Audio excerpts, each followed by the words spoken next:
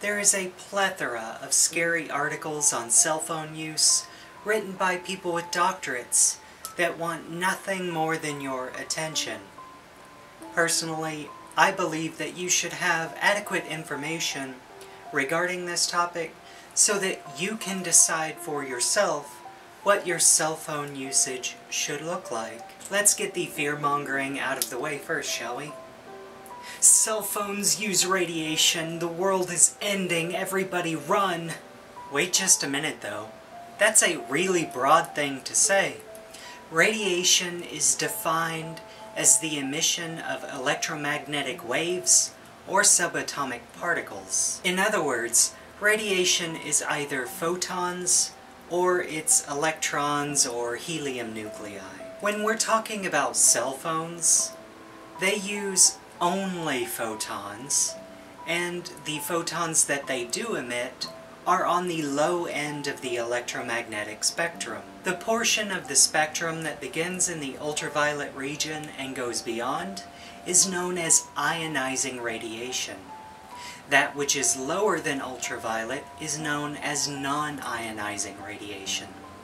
The radio waves that our cell phones use would therefore be classified as non-ionizing. The distinction between non-ionizing and ionizing radiation lets you know whether or not it could damage your cells in some way. Since cell phones use non-ionizing, low-energy radiation, they don't really have the capability of damaging your cells in any way. However, that's not the only proposed mechanism that could cause us problems. Studies on mice and observations of occupational exposure for Navy personnel working with RF equipment looked at microwave radiation and observed that there did seem to be an increase in the incidence of cancer among those studied. While that information is often cited by fearmongers as evidence that your cell phone has a dangerous side,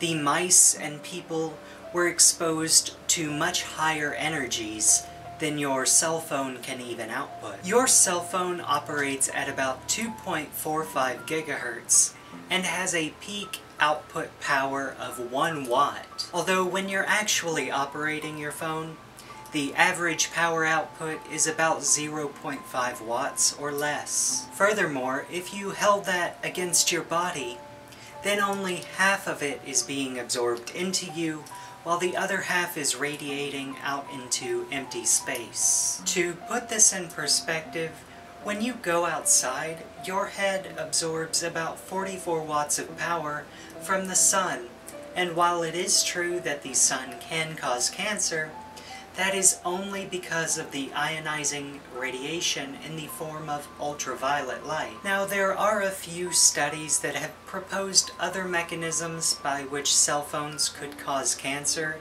without doing any form of heating or by using ionizing radiation. After all, cell phones do not have the capability to be either microwaves or ionizing radiation sources. While these studies do exist, they propose merely hypothetical pathways that have yet to be completely studied or understood. So basically, at this point in time, they shouldn't really be considered a cause for concern. Additionally, it's worth noting that all of these studies to date that have linked cell phone usage to cancer have all relied on self-reported cell phone statistics, and unfortunately, that is a poor methodology because we are prone to forgetfulness and bias. Even studies that claim to observe a positive trend in the incidence of certain types of cancers,